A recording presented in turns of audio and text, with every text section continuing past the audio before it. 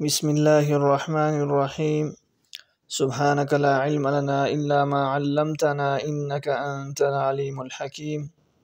اللہم صل وسلم علی نبینا وحبیبنا محمد وآلہ وصحبہ وسلم۔ آج کی مبارک حدیث، قال رسول اللہ صلی اللہ علیہ وسلم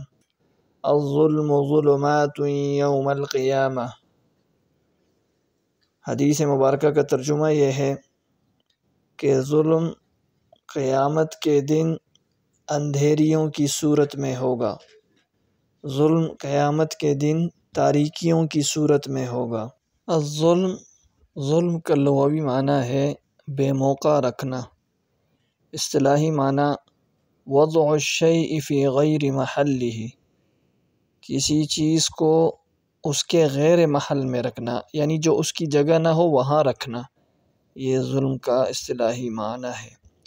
اور ظلمات ظلم کی جمع ہے بمعنی تاریکیاں، اندھیریاں۔ یوم القیامہ، قیامہ قام یقوم قوما، یعنی کھڑا ہونا۔ قیامت کے دن، قیامت کا لغوی معنی ہے کہ قیامت والے دن اٹھ کھڑا ہونا، اپنے رب کے سامنے پیش ہونا۔ حدیث مبارکہ کا مطلب یہ ہے کہ ظالم قیامت والے دن اندھیریوں میں ہوگا، تاریکیوں میں ہوگا، تاریکیاں اس کو گھیری ہوئی ہوں گی، اور جو نور مومنوں کو ملے گا اس نور سے یہ محروم ہوگا، جس کے بارے میں قرآن میں اللہ جل شانہ کا فرمان ہے نورہم یسعی بین ایدیہم وبایمانہم، کہ ایمان والوں کے آگے سے اور ان کے دائیں سے نور ان کے سامنے سے گزرے گا۔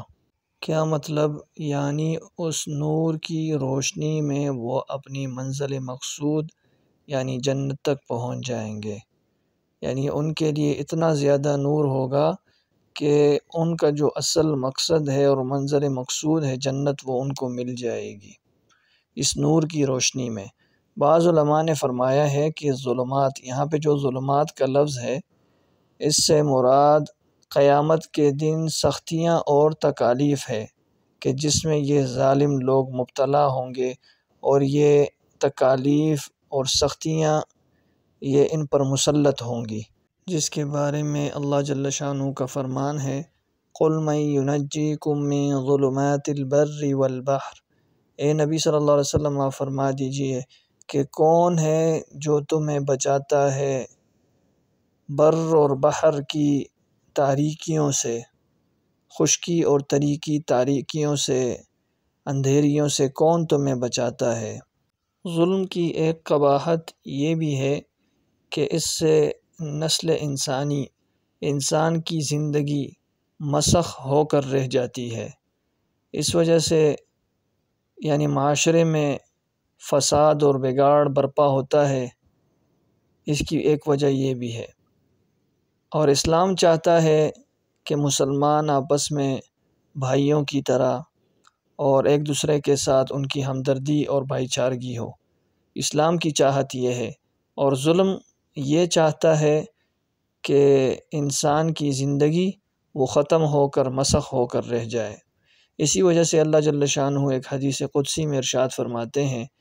یا عبادی انی حرمت الظلم، اے میرے بندو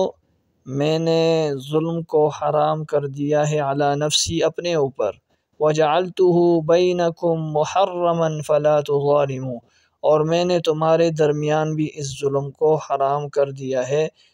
تو لہٰذا ایک دوسرے پر ظلم نہ کرو۔